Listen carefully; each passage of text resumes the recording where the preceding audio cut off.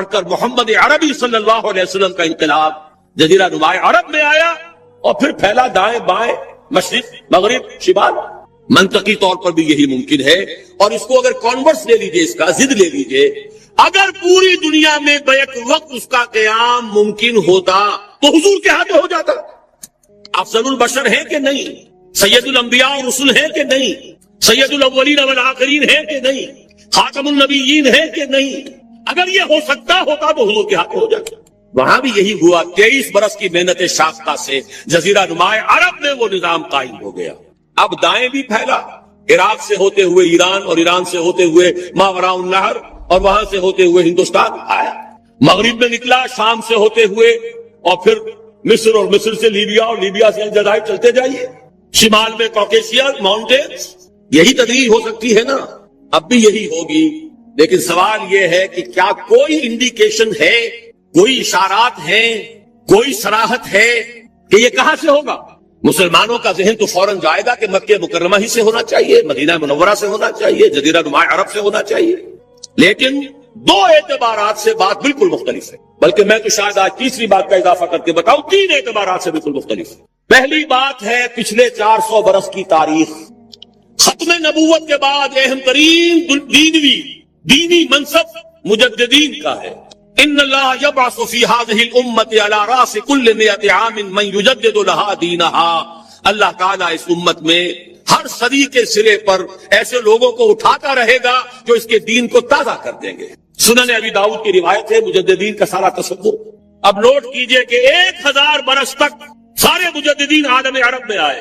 عمر بن عبدالعزیز سے شروع ہو جائیے، عمر بن عبدالعزیز ہے، اور پھر امام ابو حنیفہ ہے، امام شافعی ہے، امام مالک ہے، امام احمد ابن حنبل ہے، غزالی ہے، ابن تیمیہ ہے، شیخ عبد القادر جیلانی، گنتے جائیے سب کے سب کہاں۔ اور جیسے ہی 1000 برس ختم ہوئے، الف ثانی شروع ہوا، دوسرا 1000 سال امت کی تاریخ کا۔ مرکز ثقل جو ہے اس امت کا، ہندوستان کو منتقل کر دیا گیا۔ اسپرچول سینٹر آف گریوٹی، روحانی اور علمی مرکز ثقل ہندوستان میں منتقل ہو گئی۔ 11ویں صدی کے مجدد اعظم شیخ احمد سرہندی رحمۃ اللہ علیہ، پوری دنیا میں ان کے سطح کا کوئی انسان آپ کو 11ویں صدی میں نظر نہیں آئے گا، اور ان کا سلسلہ مجددیہ نقشبندیہ پورے ٹرکش بیلٹ کے اندر پھیلا ہوا۔ اسی سال ایک بہت بڑی کانفرنس ہوئی ہے لاس اینجلس میں، سلسلہ مجددیہ نقشبندیہ کی ایک بہت بڑی کانفرنس ہوئی ہے، میں خود بھی اس میں شریک ہوا ہوں۔ اگرچہ وہاں بہت سی غلط چیزیں بھی شامل ہیں، لیکن اندازہ کیجئے یہ سلسلہ پورے ٹرکش بیلٹ میں، امام شامل تھے تو انہی میں سے تھے، یہ پوری ٹرکش بیلٹ۔ افغانستان سے شروع ہو جائیے، شبوت اللہ مجددی، یہ کون سے کس کے نام سے ہے؟ یہ 12ویں صدی ہجری کے مجدد اعظم شاہ ولی اللہ دہلوی رحمۃ اللہ علیہ۔ اس دور میں صرف ایک شخص اور نظر آتا ہے دنیا میں ان کا ہم عصر، اور وہ شیخ محمد ابن عبد الوہاب ہیں، لیکن اگر ایک ترازو میں رکھ کر دونوں کو تولے تو کوئی تقابل نہیں دونوں کے اندر۔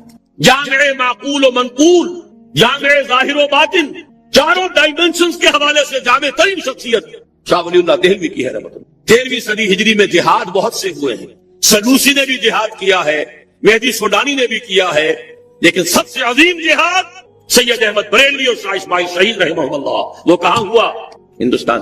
14ویں صدی میں یوں تو ہمارے ہاں بہت سے لوگوں نے اپنے اپنے مجدد جو ہے منتخب کر لیے ہیں۔ تھانوی حضرات کے نزدیک مولانا اشرف علی تھانوی رحمۃ اللہ علیہ نصر مجدد جامع المجددین ہے۔ بریلوی حضرات کے نزدیک شاہ احمد رضا خان بریلوی، وہ بہت بڑے مجدد ہیں، وغیرہ وغیرہ۔ لیکن میرا اپنا تجزیہ ہے، میں اپنی پوری کتاب میں بھی واضح کر چکا ہوں، علماء کے طبقے کی عظیم ترین شخصیت مجدد اعظم 14ویں صدی کے شیخ الہند مولانا محمود حسن اسیر مالٹا، جس کو انگریز نے گرفتار کر کے ہندوستان میں نہیں رکھا، مالٹا میں رکھا ہے۔ اقبال کے نفس سے ہے لالے کی آگ تیز، ایسے غزل سرا کو چمن سے نکال دو۔ اس کے علاوہ جو عظیم شخصیتیں ہندوستان نے پیدا کی ہیں، ان کے پاسن کے برابر بھی کوئی شخصیت عالم عرب میں نہیں ہے۔ اقبال جیسا مفکر کہیں ہے، مولانا مودودی جیسا مصنف کہیں ہے، مولانا الیاس جیسا مبلغ کہیں ہے؟ عالمی سطح پر عالم عرب ہو یا عالم عجم ہو، اگر کوئی ڈنکا بول رہا ہے تو مولانا مودودی کی کتابوں کا ہے، مولانا الیاس کی تبلیغی جماعت کا ہے، اور دنیا کے کسی ملک سے اٹھنے والی کسی جماعت کا عالمی سطح پر کوئی اثر نہیں۔ سب اپنے اپنے علاقے کے ہیں، سب اپنے اپنے علاقے میں کام ہے، کوئی کسی کو جانتا بھی نہیں۔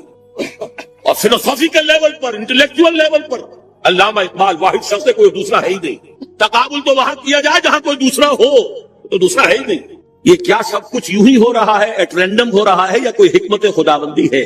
یدبر الامر من السماء الى الارض، تدبیر خداوندی جو ہے، یدبر الامر من السماء الى الارض ثم يعرج اليه في يوم كان مقداره 1000 سنة مما تعدون۔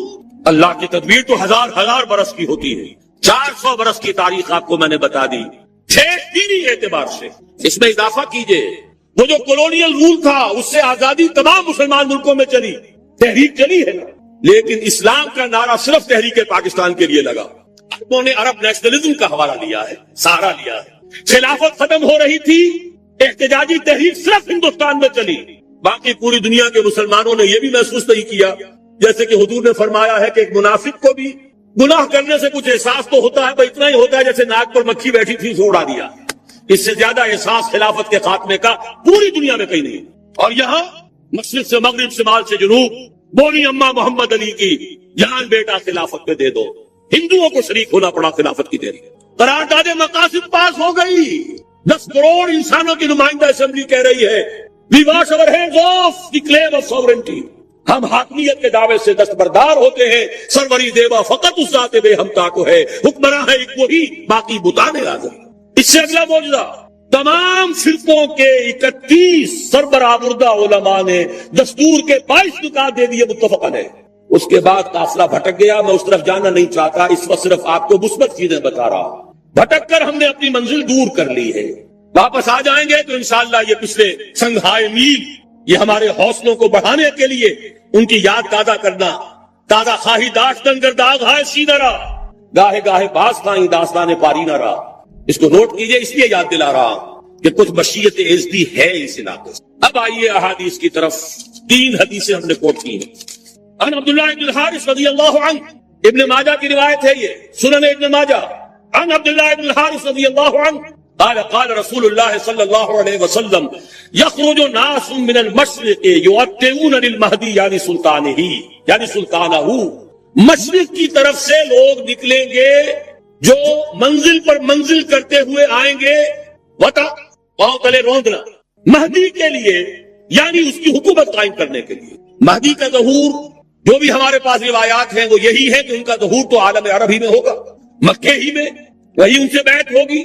اس وقت تصور ذہن سے نکال دیجئے جو شیعوں اور سنیوں کے درمیان اختلاف ہے، ان کے نزدیک ان کے 12ویں امام ہیں جو چھپے ہوئے ہیں وہ ظاہر ہوں گے، ہمارے نزدیک جیسے اور مجددین پیدا ہوئے ہیں اپنے اپنے وقت میں، ایسے ہی ایک مجدد پیدا ہوں گے جن کا نام مہدی ہے، اور ہو سکتا ہے، بلکہ میں یقین سے کہتا ہوں کہ ہو چکا ہے، کہ وہ پیدا ہو چکے۔ زمانے کی رفتار بتا رہی ہے، حالات کا رخ بتا رہا، لہذا یہ شیعہ سنی فرق کو ذہن سے اس وقت نکالنا، جیسے مجدد الفسانی کھڑے ہوئے، جیسے احمد ابن حنبل کھڑے ہوئے، ایسے ہی ایک اللہ کا بندہ حضرت فاطمہ رضی اللہ تعالی عنہا کی نسل سے، حضرت حسن کی اولاد میں سے ہوگا، اور اس کا وہی سے آغاز ہوگا، لیکن وہاں سے آغاز تو ہوگا، اس کی حکومت جمانے کے لیے فوجیں مشرق سے چل کر آئیں گی۔ معلوم ہوا کہ مشرق کے علاقے میں کہیں یہ کام پہلے ہو چکا ہوگا، اسلامی حکومت اور خلافت قائم ہو چکی ہوگی، وہاں سے فوجیں آئیں گی جو مدد کریں گی حضرت مہدی کی، یعطون للمہدی یعنی سلطانہ، جمائیں گی اس کی حکومت کو۔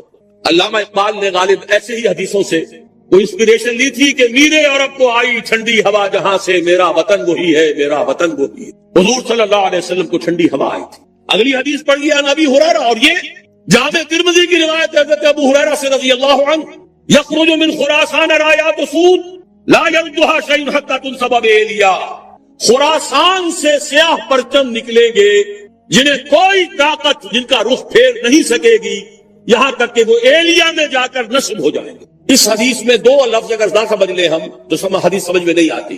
آپ کو معلوم ہے کہ دنیا میں ملکوں کے نام بدلتے رہے، 50 سال پہلے پاکستان کے نام سے کوئی ملک تھا ہی نہیں۔ حضور کے زمانے میں خراسان ایک بہت بڑا ملک تھا، اور آج کے افغانستان کا تقریباً 2/3 سب سے نچلا جو اس کا ریگستانی سا علاقہ ہے سیستان کہلاتا تھا، اس سے اوپر جو ہے خراسان تھا۔ پاکستان کا بھی ملحقہ علاقہ اس میں شامل تھا۔ یہ واخان کی پٹی جو آپ نے کبھی پڑھی ہوگی، اور جب کہ ابھی افغانستان میں جنگ ہو رہی تھی، روسی آ گئے تھے، ایک بڑی باریک سی پٹی آتی ہے افغانستان سے، جیسے کسی برتن کا ہینڈل ہو، کسی فرائی پین کا ہینڈل چلا رہا ہے، وہ واخان۔ اس کتابوں میں لکھا ہے کہ یہ خراسان کی مشرقی سرحد تھی، اس کے نیچے کا سارا علاقہ، یہ باجوڑ، دیر، یہ سارا، پھر اس کے بعد کوہستانی علاقہ، یہ وہ علاقہ ہے جہاں جہاد سید احمد بریلوی رحمت اللہ علیہ کا ہوا۔ خراسان میں اس کے علاوہ تھوڑا سا علاقہ ایران کا شامل ہے، وہ اب بھی خراسان کہلاتا ہے، چھوٹا سا صوبہ ہے، اور ایک پھر ماوراء النہر کا یہ علاقہ جو ابھی آزاد ہوا ہے روس کے تسلط سے، یہ بھی اس میں شامل تھا۔ یہ پورا ایک ملک کہلاتا تھا خراسان۔ اس سے ادھر کا جو ایران آج کا ہے وہ اصفہان کہلاتا تھا۔ اس خراسان کے علاقے سے فرمایا حضور نے کہ فوجیں نکلیں گی سیاہ علم لے کر، سیاہ پرچم لے کر۔ ایلیا حضور کے زمانے میں نام تھا یروشلم کا۔ یروشلم کو سن 70 عیسوی میں جب تباہ و برباد کیا ہے ٹائٹس رومی نے، بالکل تباہ و برباد کر دیا، اس کو پھر اجاڑ دیا جیسے کبھی نیبوکڈنیزر نے اجاڑا تھا۔ اس کے بعد ایمپرر ہیڈریان تھا ایک رومن ایمپرر، اس نے دوبارہ آباد کر کے اس کا نام بھی رکھا ہے ایلیا، اب وہ یروشلم نہیں تھا۔ اور سن 70 عیسوی سے ان کا جو سیکنڈ ٹیمپل تھا وہ گرا پڑا ہوا، آج تک گرا پڑا، ایلیا کہلاتا تھا۔ اس ایلیا کے بارے میں حضور نے خبر دی۔ اس حدیث سے معلوم ہوا کہ یہ مسلمانوں کے ہاتھوں سے نکل چکا ہوگا، لیکن ان کو لینے والے خراسان سے چل کر آئیں گے، کوئی اور ملک کے لوگ نہیں لے سکیں گے۔ نوٹ کیجئے ذرا حدیث کو۔ یہ ایلیا تاریخی اعتبار سے مسلمانوں کے ہاتھ سے 2 دفعہ نکلا ہے۔ پہلے عربوں کے ہاتھ سے نکلا، لیکن عرب واپس نہیں لے سکے۔ کس نے واپس لیا؟ صلاح الدین ایوبی کرد، خراسانی نہیں تھے، گویا کہ وہ اس حدیث کا اطلاق اس پر نہیں ہوگا۔ اب دوبارہ ہاتھ سے نکلا ہے، صاف نظر آتا ہے کہ عربوں میں تو دم ہے ہی نہیں۔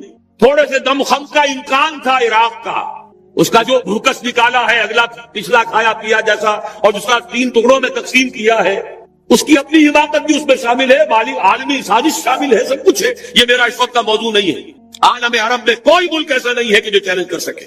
خراسان کے علاقے سے فوجیں جائیں گی جو ایلیا کو دوبارہ حاصل کریں گی۔ یخرجو من خراسان رایات سود فلا یردها شیء، کوئی شے ان کا رخ نہیں پھیر سکے گی حتی تنصب ایلیا، یہاں تک کہ وہ رایات سود جو ہے وہ سیاہ جھنڈے ایلیا میں جا کر نصب ہو جائیں۔ یہ 2 حدیثیں قطع الدلالت ہے اس پر کہ یہ علاقہ ہندوستان اور افغانستان، پاکستان اور افغانستان کا علاقہ مشیت ایزدی کو خاص منسلک ہے اس علاقے کے ساتھ۔ یہی وجہ ہے کہ پاکستان بنا تو لا الہ الا اللہ کے نعرے پر، قرارداد مقاصد پاس ہوئی تو پاکستان میں۔ اور یہ جو جہاد ہوا، میں تفصیل میں نہیں جانا چاہتا، اس میں جو غلطیاں ہم سے ہوئی ہیں، افغانستان میں جو بھی جانیں دی ہیں، بے شمار خون دیا ہے مسلمانوں نے پورے خلوص کے ساتھ، وہ بھی رنگ لائے گا۔ کچھ آثار بھی اب نظر آ رہے ہیں، صورتحال جو ہے بدلتی نظر آ رہی ہے۔ یہ صورتحال خود ادھر اشارے کر رہی ہے کہ یہاں سے کچھ ہونا ہے۔ اور میں جو تجزیہ کرتا ہوں وہ یہ ہے، فکری، علمی، روحانی اعتبار سے 400 سال کے تجدیدی کارنامے کا خلاصہ بر عظیم پاک و ہند کا پاکستان میں آ کر جمع ہوا، اور بازوئے شمشیر زنگ وہ اللہ نے افغانستان کی صورت میں عطا کی۔ جو قوم 15 لاکھ سے زیادہ آدمی دے چکی ہو، اس قوم کو دنیا کی کوئی طاقت شکست نہیں۔ آپس کا اختلاف تھا جو روکے بیٹھا تھا، ایک فرد سے بیعت کر کے توڑ دی تھی، اس کی صدا پائی ہے۔ عبد الرسول سیاف سے بیعت کی اور بیعت کر کے توڑی، اس کی صدا مل گئی۔ صحابہ کو بھی اللہ تعالیٰ نے صدا دی تھی، 35 تیر اندازوں نے حکم کی خلاف ورزی کی تھی، 70 شہید کر دیے۔ اللہ چاہتا تو کنڈول کر دیتا، معاف کر دیتا، لیکن نہیں، سبق سکھانا تھا۔ وَلَقَدْ صَدَقَكُمُ اللَّهُ وَعْدَهُ إِذْ تَحُسُّونَهُم بِإِذْنِهِ حَتَّىٰ إِذَا فَشِلْتُمْ وَتَنَازَعْتُمْ فِي الْأَمْرِ وَعَصَيْتُم مِّن بَعْدِ مَا أَرَاكُم مَّا تُحِبُّونَ۔ سزا دی ہے تاکہ آئندہ کے لیے سبق ہو۔ یہ سب کچھ ہوا ہے، لیکن انشاءاللہ اسی علاقے سے اسلام کا بول بالا ہوگا، یہیں سے شروع ہوگا معاملہ۔ اور اس کے بعد آخری حدیث پڑھ لیجئے۔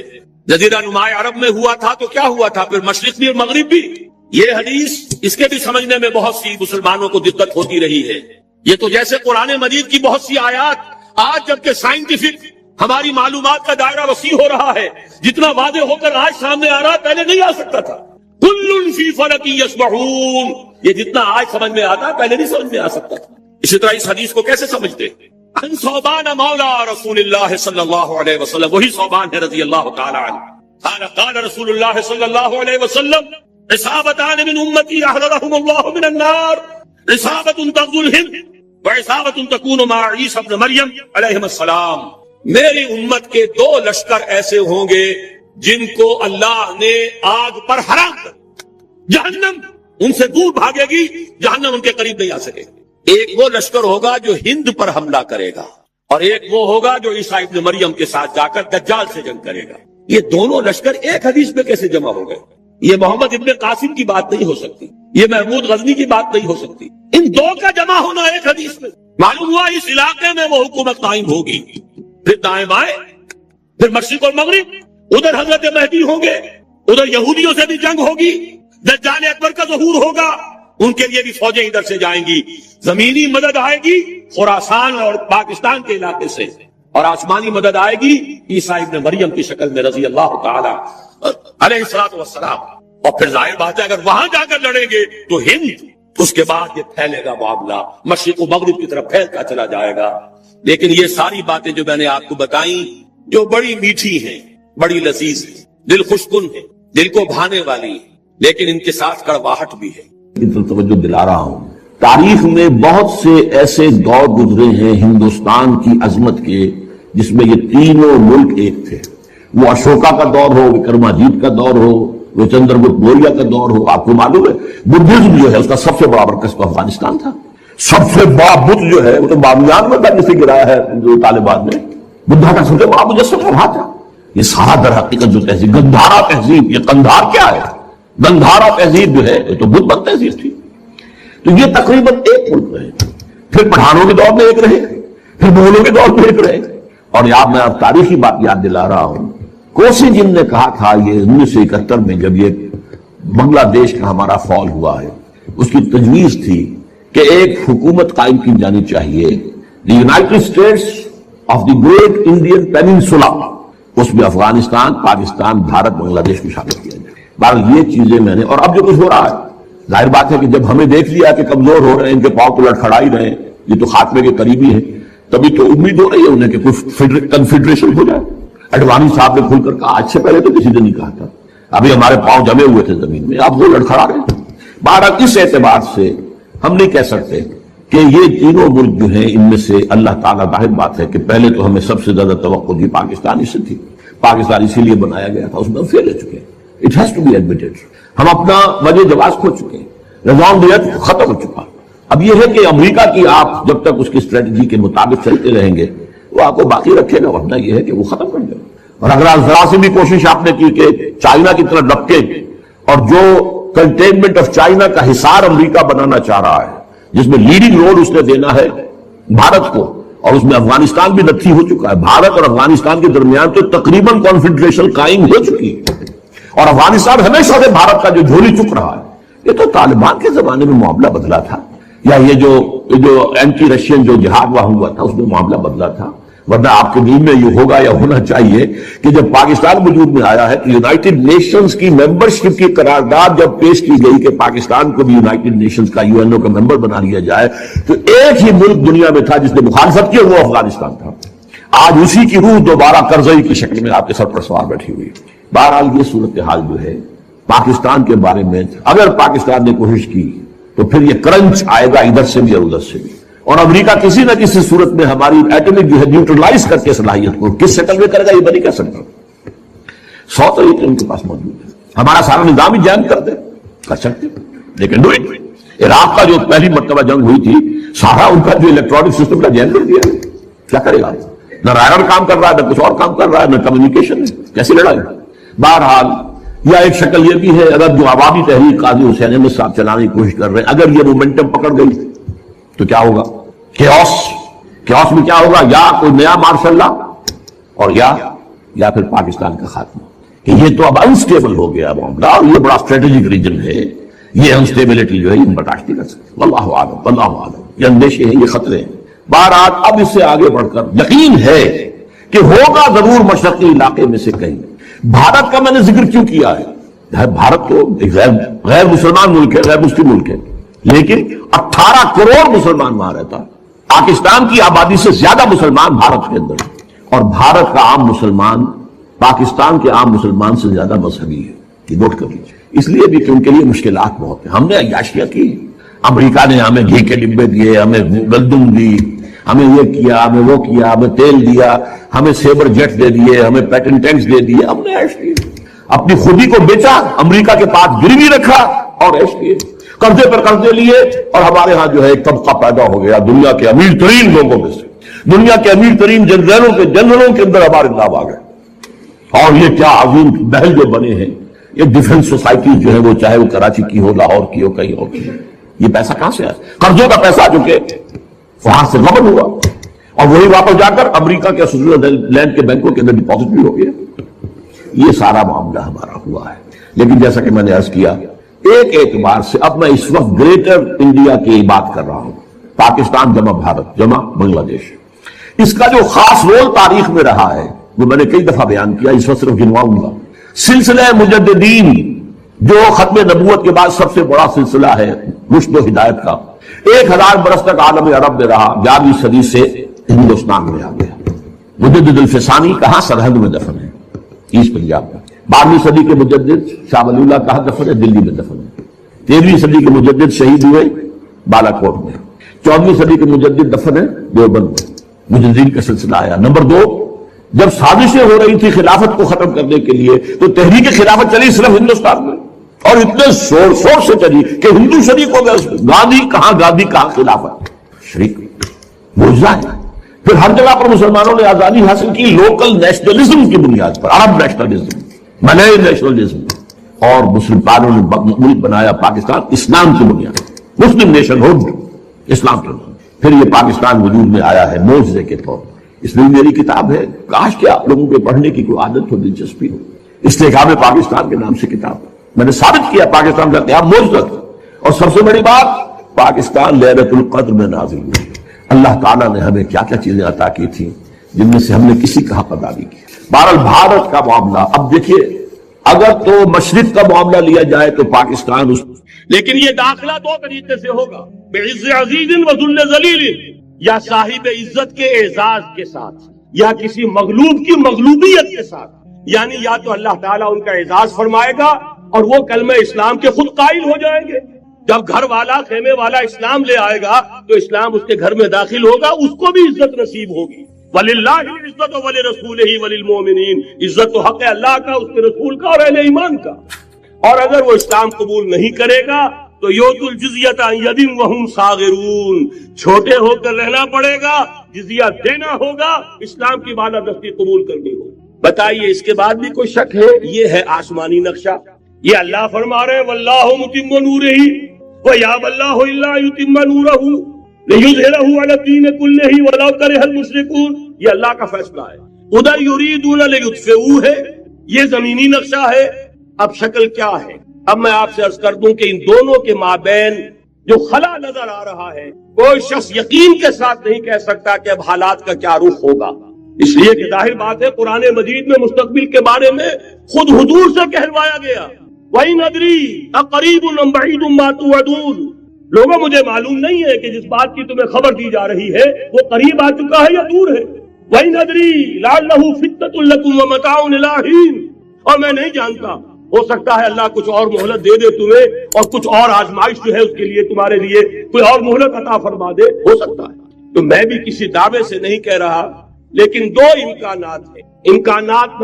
امکان نمبر 1 کیا ہے؟ ابھی عالم اسلام کا ایک سالڈ بلاک ہے جو یہودی ورلڈ آرڈر کی نگاہوں میں کھٹک رہا ہے. میں کھٹکتا ہوں دل یزداں میں کانٹے کی طرح. اگرچہ ان کی اسٹریٹجی کیا ہے؟ ایک ایک کر کے ان کے حصے بکھرے کر کے دیا پانچا کرو. ابھی وہ بلاک کون سا ہے؟ ایران ہے، افغانستان ہے، پاکستان ہے، اور روسی ترکستان سے آزاد ہونے والی جو ریاستیں ہیں.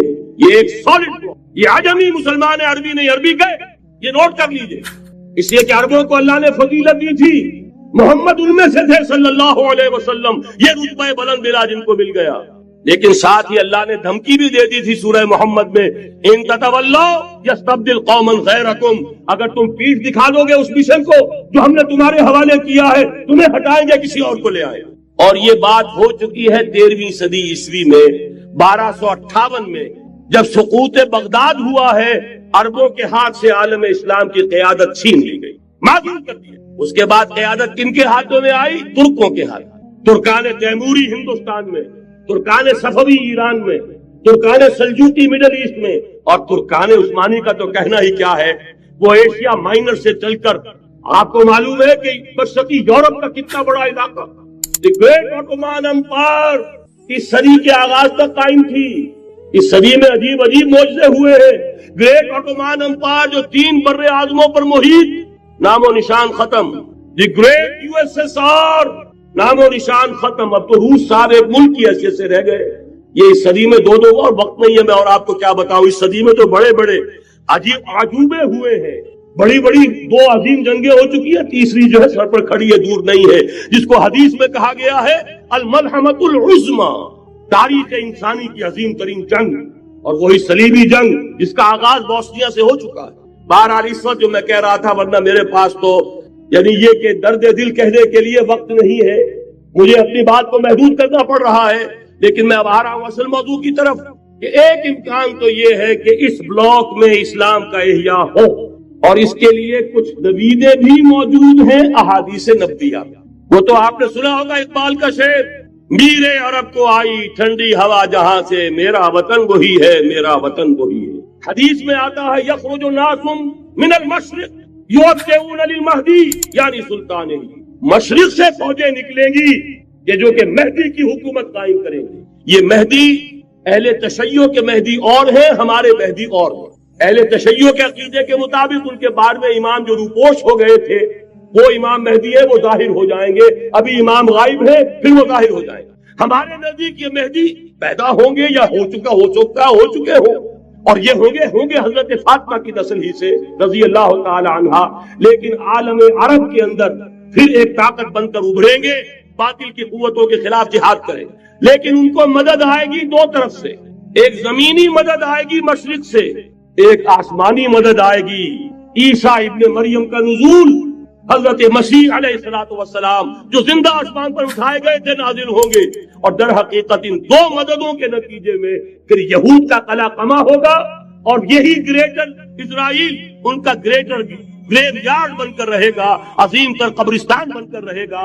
इसकी बड़ी वाज़ेह हदीसें मौजूद हैं, इसकी बड़ी तफसीली खबरें मौजूद हैं ये अहादीस की कुतुब के अंदर। बदकिस्मती से हमारी उसकी तरफ तवज्जो नहीं। एक तो ये हो सकता है, इसी तरीके से एक और हदीस है यखरुजु मिन खुरासान रायात सूद, और ये मुस्लिम शरीफ की रिवायत है, नोट कीजिएगा, नहीं तिरमिज़ी शरीफ की रिवायत है। यखरुजु मिन खुरासान रायात सूद ला यरदुहा शय्युन हत्ता तुनसबा बिएलिया। और खुरासान हुजूर के जमाने में आज के अफगानिस्तान का नाम, ये अफगानिस्तान में जो जिहाद हुआ है, गलतियां हुई है और गलतियों का खमियाजा भुगत रहे हैं। ये तो अल्लाह ताला की सुन्नत है जिसमें अल्लाह ने सहाबा को भी एग्जम्प्ट नहीं किया, गलती की सजा दी है। 35 सहाबा की गलती गज़वे उहद में हुई, जहां से हुक्म था कि मत हटना, 50 में से 35 हट गए। नतीजा क्या निकला? फतह शिकस्त में बदल गई। 70 सहाबा। अल्लाह ताला ने फरमाया वलक़द सदक़कुमुल्लाहु वअदहु इस्तहुस्सूनहुम बिइज़निहि हत्ता इज़ा फशिलतुम व तनाज़अतुम फिल अम्र व असैतुम मिन बाद मा अराकुम मा तुहिब्बून। मुसलमानों, हमसे गिला नहीं कर सकते, हमने अपना वादा सच्चा कर दिखा दिया था, जबकि तुम उन्हें गाजर मूली की तरह काट रहे थे। लेकिन जब तुम ढीले पड़ गए, तुमने डिसिप्लिन को तोड़ा, तुमने इख्तिलाफ किया, तो सजा दिया। तो अगर सहाबाए किराम रिज़वानुल्लाह ताला अलैहिम अजमईन खैरुन नास बादल अंबिया, पूरी नौ इंसानी के अंदर अंबिया के बाद बुलंद तरीन इंसान, अगर उनकी भी गलती का खमियाजा जो है अल्लाह ने चुकाया, क्यों चुकाया? जरूरी था, आइंदा के लिए सबक हो जाए। ये वले युमहिज़ मा फी कुलूबिकुम, ताकि तुम्हारे दिलों के अंदर अगर कहीं कोई खोट है और पाक कर दे हम। इसलिए बहरहाल गलतियां हुई हैं अफगानिस्तान में, एक इमाम के साथ बैत नहीं थी, बल्कि बदकिस्मती और बढ़कर ये है बैत करके तोड़ दी। अब्दुल रसूल सैयाद साहब के हाथ पर हमारे पाकिस्तान के 7 ग्रुप जो थे, इन्होंने ऐन हरम में बैठकर बैत की और पाकिस्तान आकर बैत तोड़ दी। सजा उसकी मिल गई। आपस की खाना जंगी यूं ही नहीं हो रही, कोई सबक है, लिहाजा ये सजा तो मिलेगी, लेकिन जितना खून यहाँ पर खुलूस के साथ दिया गया है उसकी मिकदार भी कम नहीं है। यहाँ से खैर बरामद होगा। और दूसरी बात अपने बारे में नोट कर लीजिए, ये पाकिस्तान, बचा खुचा Pakistan, what remains of Pakistan, ये असल में है क्या?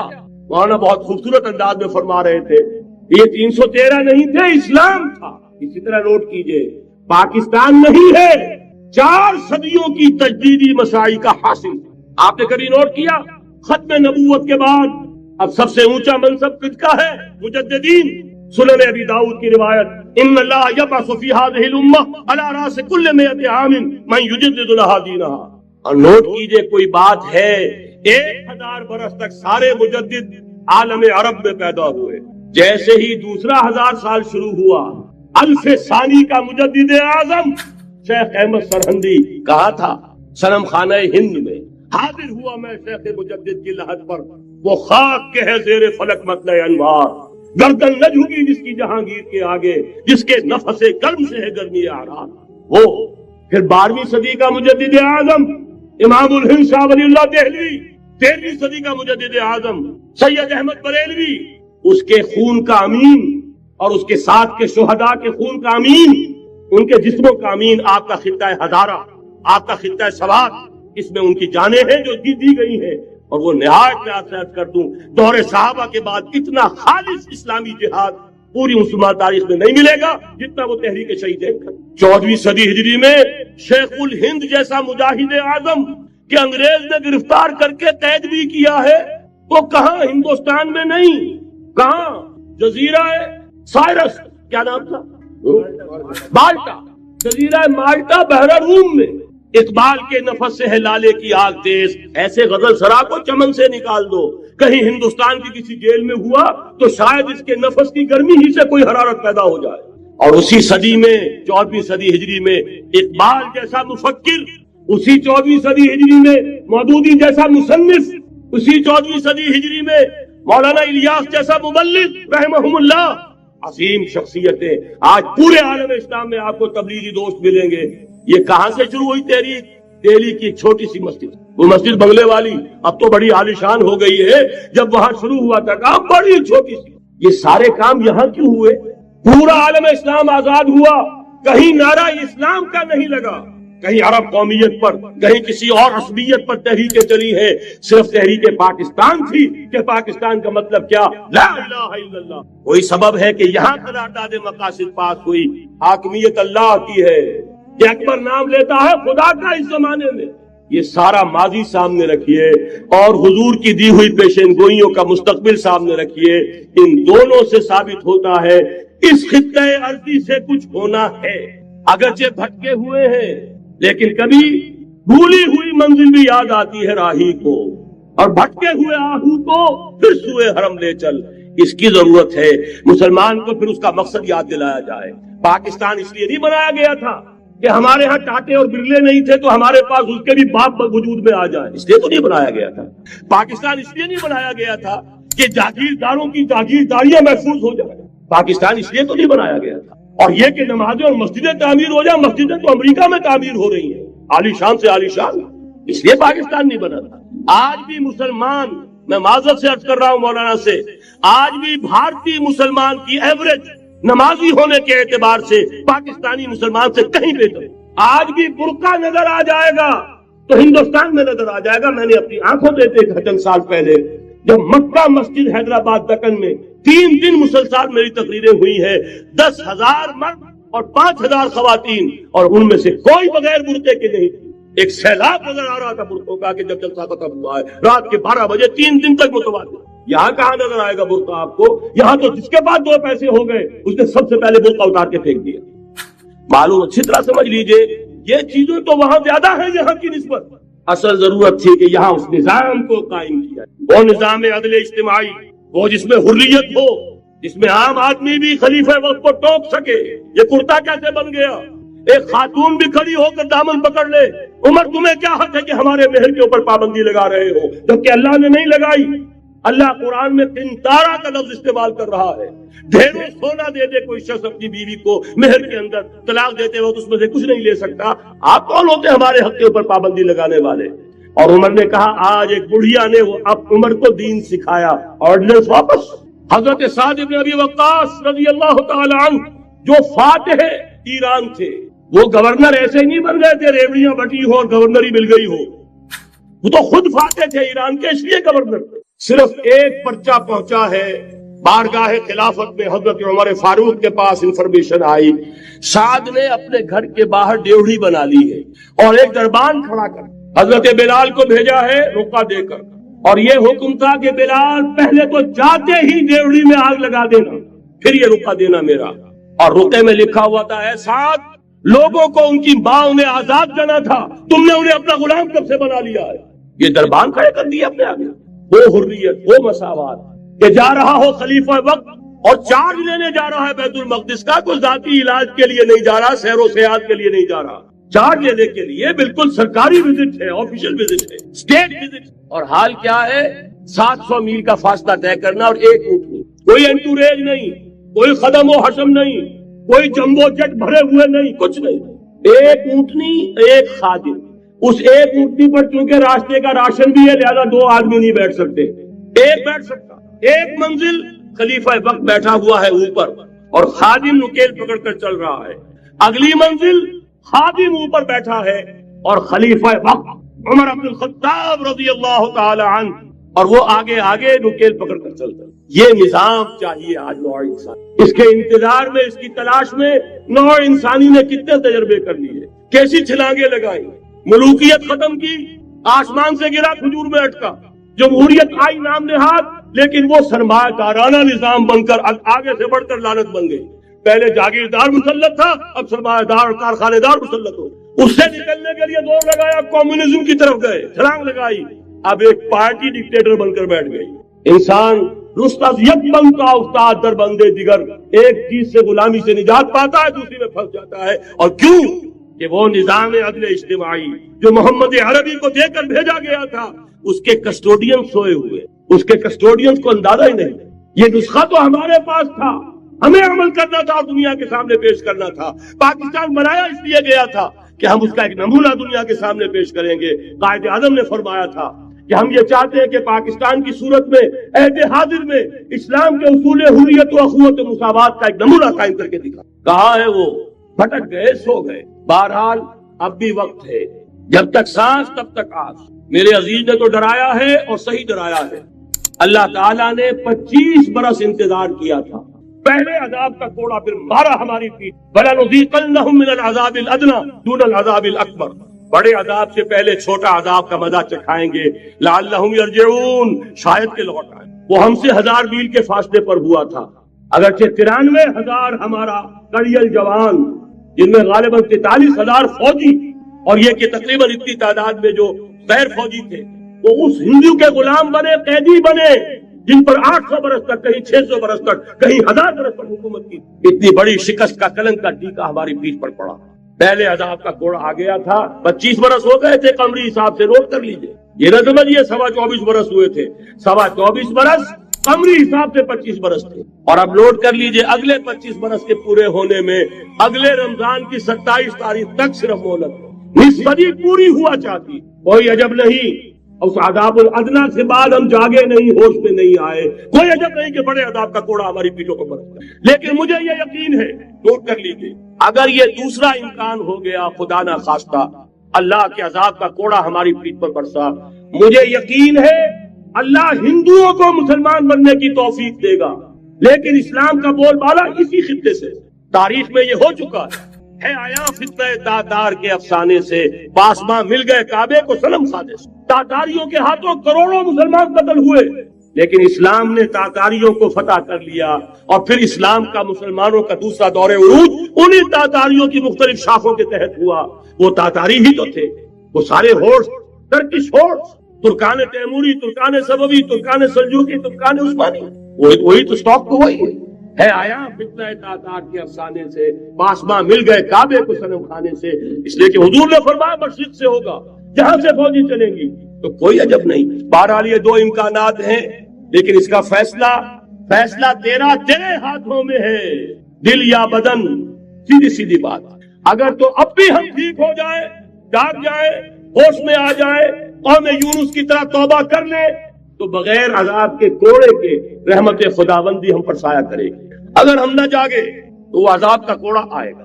یہ نہیں میں کہہ سکتا ان ادری قریب بعید ما توعدون، یہ میں نہیں کہہ سکتا، یقین کے ساتھ جانتا ہوں کہ آئے گا، لیکن یہ کہ اس کے بعد بھی یہی سے بول بالا ہوگا۔ اگر ہمارے ذریعے نہیں تو ان کے ذریعے سے جو ہمیں شکست دے کر پھر اسلام قبول کر لیں، لیکن کیوں نہ پہلے ہی راستے مرشد دیش ایک تصور وچ ایک ہور نظارہ ویکھ لیا۔ اب شعر مجھے بے دل کا یاد آ گیا۔ ستمست در ہوست کشد کے بے سیر سرو و سمندرا، انہیں غنچہ کم نہ دمی گئی در دل کشاب چمن نہ. یہ مولانا منتخب الحق صاحب قادری نے ایک کلاس میں پڑھا تھا، میں نے اس سے پہلے کبھی نہیں سنا تھا، لیکن یہ ان کے پڑھنے کے انداز کا اعجاز تھا اور